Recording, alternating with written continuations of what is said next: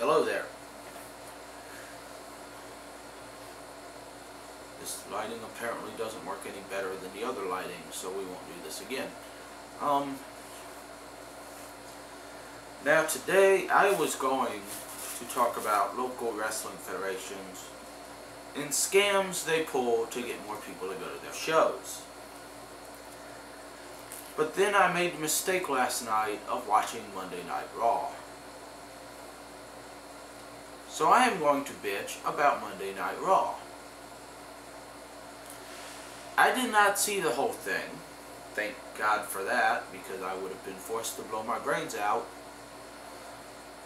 But I tuned in just in time to see Alberto Del Rio and his personal ring announcer making fun of the Big Show in one of the single stupidest things I have ever seen. I mean, I remember when The Rock made fun of the Big Show, or Triple H, or they made fun of each other. It was funny, it was entertaining, it had never been done before. This was stupid. You had Alberto Del Rio's ring announcer dressed up like the Big Show. Instead of saying things, he just raised his hand, where he had like one of those giant foam hands on, and go, "Arr!" You know, like Rocky. And you had Alberto Del Rio running his fucking mouth. And I just have one question. Why in the fuck is Alberto Del Rio in the WWF? They're like, he was a big star in Mexico. He was not a big fucking star in Mexico. He was a heavyweight in Mexico. And heavyweights do not mean jack shit in Mexico. The cruiserweights are the big stars, like Rey Mysterio was, or Eddie Guerrero was. He was not a big fucking star in Mexico. And then they're like, well, he could talk. He can't fucking talk. He is horrible on the mic. One of the worst they have. What the fuck is the point of putting him on the mic? I've seen him in the ring. He ain't half bad, but he's fucking annoying as hell on the mic. They're like, well, that's just his character. Fuck you. Fuck you. His character is to be a jackass. You want a jackass better in that situation? It's called JBL. You do not need to reinvent him, only worse. JBL was a jackass, but JBL was the good kind of jackass. Alberto Del Rio is the kind of jackass I just want to beat the living hell out of, and if I ever get the chance, I probably will. He's fucking annoying. I wonder how many times he's had to suck Mr. McMahon's cock to get to where he is today. That segment was just annoying, it was shitty, it was boring, it was stupid. I almost threw my remote through my TV during that segment. It was so fucking stupid. Then we come back and we got Zack Ryder versus Kofi Kingston in... Ryder's decent in the ring, and I still can't fucking stand Kofi Kingston. I don't know why the fuck he's up where he is in the card, but... I fucking hate Kofi Kingston. He is fucking annoying. He's decent on the mic, but he ain't shit in the ring. He's horrible in the fucking ring. That's just annoying in the ring. Hell, I've seen pieces of paper wrestle better than Kofi Kingston. Then we come back and we got Booker T versus Jack Swagger in what was one of the stupidest things of the night. Why the fuck is Booker T wrestling? The guy's 50 fucking years old. He's a fucking announcer. We don't need him back fucking wrestling. He's old. Let the young guys wrestle. No, we gotta put him up against Jack Swagger. And then it's like, fuck you, Jack Swagger. The guy was a world champion. And he actually deserved to be in the world title spot. He was a good wrestler. He's a good wrestler. He's decent on the mic. But no, we're burying his fucking ass for the last year. So now he's facing Booker T and facing Evan Bourne, and Evan Bourne loses to every fucking person on the roster.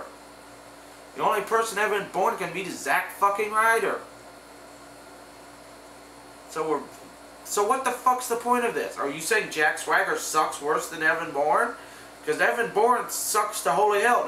No, he's not a bad wrestler. He's not a bad wrestler. He's not good on mic, but he loses every fucking match.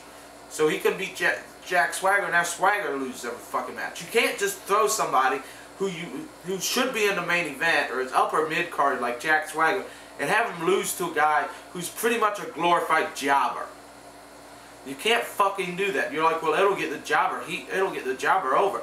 No, it fucking won't. It'll just bury the mid carder. What the fuck kind of crack are you guys smoking in WWE? You can't fucking do that. And then they're like, well, Booker T almost beat him. Yeah, a guy who hasn't been in a WWE ring for 4 fucking years and is now an announcer at 50 fucking years old almost beat him. Yeah, let's just bury the shit out of Jack Swagger.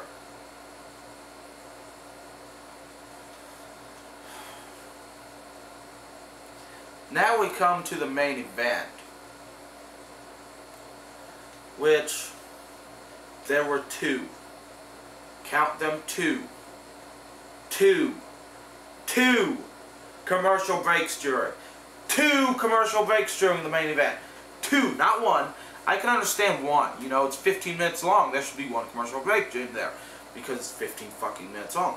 No, there are 2 fucking commercial breaks in there. What the fuck is the WWE? Fucking 2 hours of commercials now?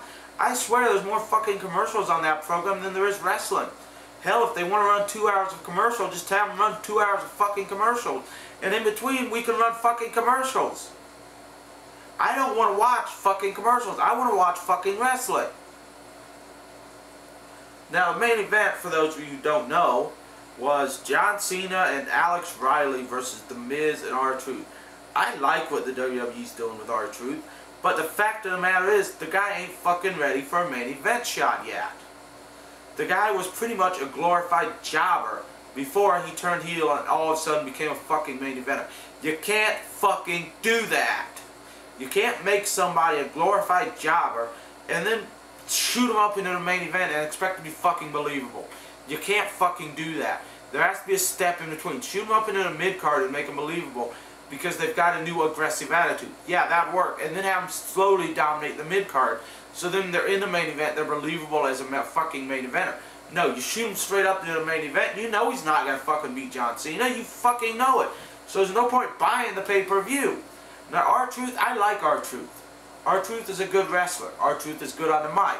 He was given a crappy fucking gimmick when he first came in, and he was given a crappy fucking gimmick as K-Quick. But in TNA, he was one of the best wrestlers they had. He was great on the mic, he was good in the ring, and he gave some of the best promos in TNA history. So R-Truth should be in the main event, but you can't fucking do what they did, which is take him from a glorified fucking jobber and shove him into the main event. You can't fucking do that. They did that with John Morrison. Now look what John Morrison's doing. He's nothing. He's back to the fucking mid-card again. When the fuck are these WWE guys going to learn how to book a fucking wrestling match?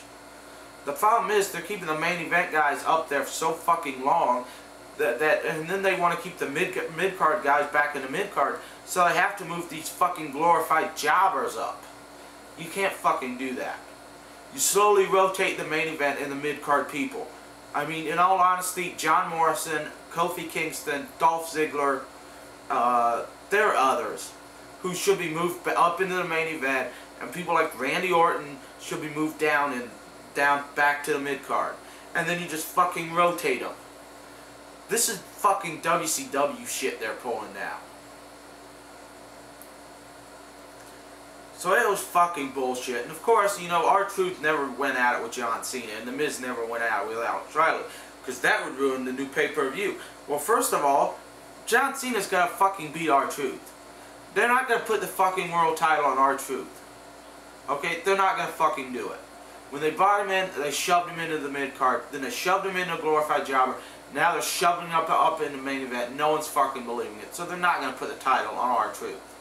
Secondly, it would be fucking stupid to have Alex Riley go over The Miz. That would be good for Alex Riley's career, yes. But it would be bad for The Miz. The Miz should stay up in the main event as a dominant heel. I mean, Jerry Lawler's saying, well, The Miz does this. Miz is pretty much Jerry Lawler in his prime, except for he's not quite as built as big. Okay, they're both known for cheating, and they're both good heels.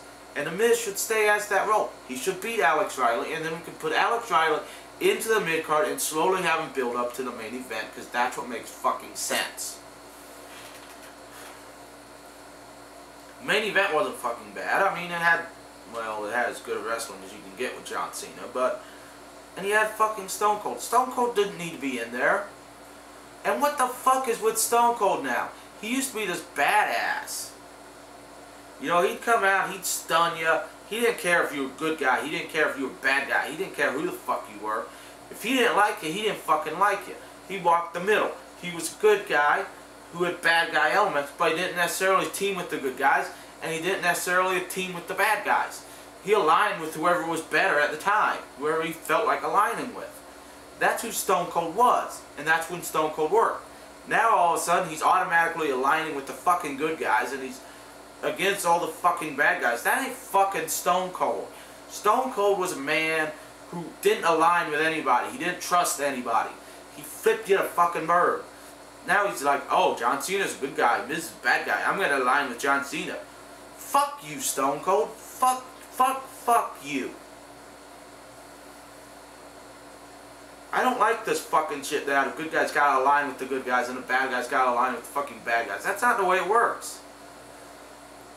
What the fuck, WWE? Yeah, that worked in the 80s, but you pretty much thrown that out the window in the late 90s, and now you brought it back. Because your people don't know how to fucking book. Yes, and I know Stone Cold is going to be the special guest general manager next week. Whoop-de-freaking fucking do. They're bringing that back. Hell, it was annoying the first time you did it and made me not want to watch, and it's annoying this time.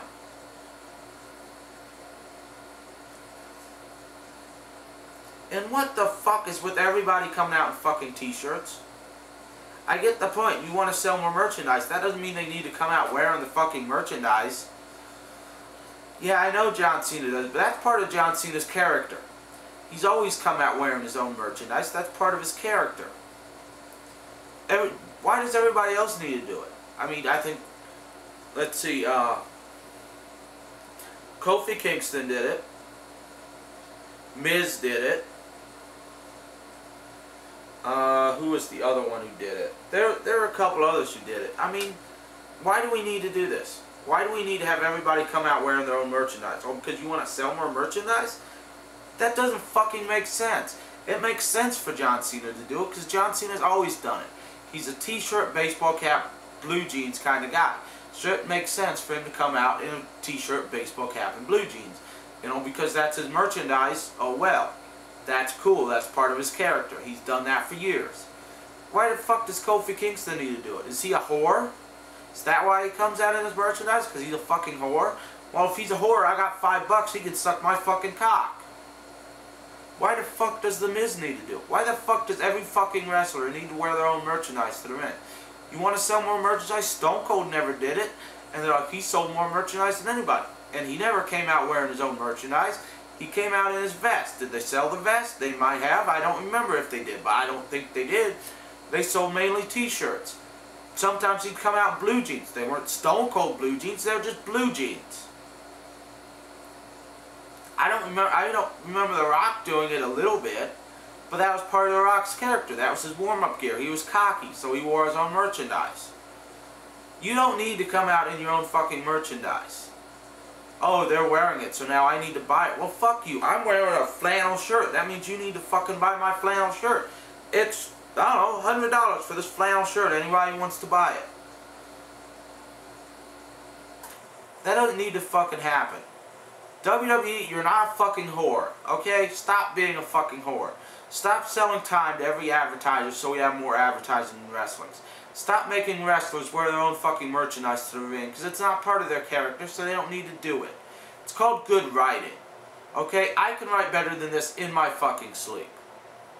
In my fucking sleep. Hell, I can remove half my brain and write a better wrestling show than WWE can. I'd also have people stick to their characters like they always have. I don't ever remember Hogan wearing his own merchandise. I remember him wearing a shirt that said Hulkamania on it. Yeah, but that was part of his character because he always ripped his shirt off. I don't remember Macho Man ever wearing his own merchandise. No, he wore Macho Man clothes. Ric Flair fucking wore robes. Did they sell the robes? No. But they sold his merchandise and he still sold. Stone Cold didn't wear his own merchandise. Undertaker didn't wear his own merchandise. We don't need to fucking have them wearing their own merchandise. So that's what I wanted to bitch about this week, because Raw fucking sucked from what I seen. You had the stupid Alberto Del Rio segment, you had 2 crappy matches, and then you had the fucking main event with 2 commercial breaks. Fuck you, Raw. I'm not going to make the mistake of watching you next week.